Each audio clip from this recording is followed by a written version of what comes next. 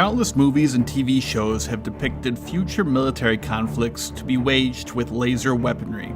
From Star Wars to Star Trek to the Terminator, there seems to be the idea that lasers are the future. Lasers have actually been in operational use in war for several decades for things like range finding and guiding bombs to their target. But slowly these weapons have become lethal themselves. Lasers destroy targets by burning holes, which hopefully disables them. They can be used against almost anything, including aircraft, missiles, and ships. Laser weapons have several advantages over conventional weapons. Lasers can be used multiple times. They do not require a large arsenal of delicate, heavy, expensive, and space-consuming reloads. This also means that per shot, lasers are much more affordable. A single laser shot from the Laws laser, for example, is said to cost about 50 cents, compared to hundreds of thousands of dollars per missile. Lasers also travel much faster than any projectile. A laser is simply a narrow, highly concentrated beam of light. Light travels at over 670 million miles per hour, or 300,000 kilometers per second, which is hundreds of thousands of times faster than any missile or bullet. This allows the operator to almost instantaneously hit any target within its field of view. Light is also only slightly affected by gravity and exterior forces like wind, so a laser weapon can aim directly at its target without having to have to compensate for these forces.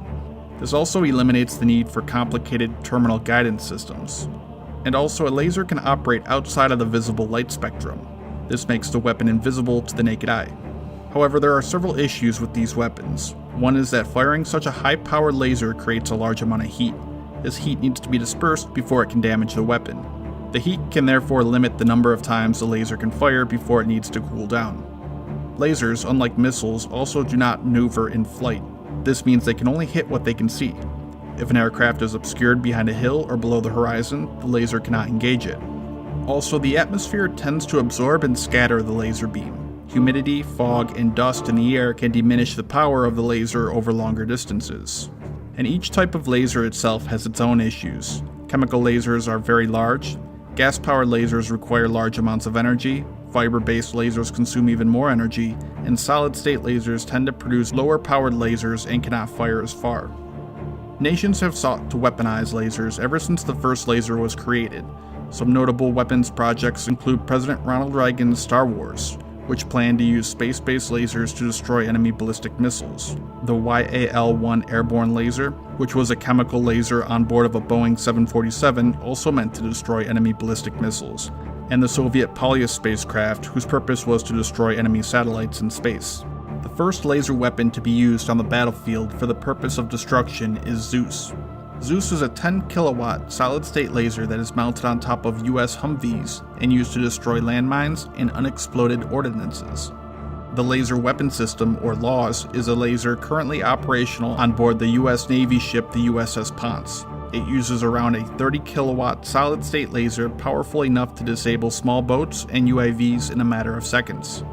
The Navy reported that the system works perfectly. However, the laser is far from ideal. It has a very short range, which is classified but is believed to be less than a mile, and a 30 kilowatt laser is not very powerful. The US military's stated minimum threshold for a tactical weapons-grade laser is 100 kilowatts.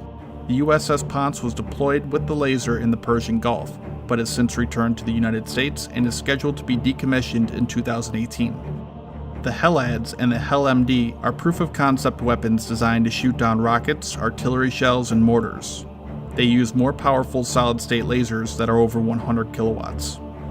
These systems are both still under development and planned to lead to land-based, ship-based, and airborne laser weapons in the future.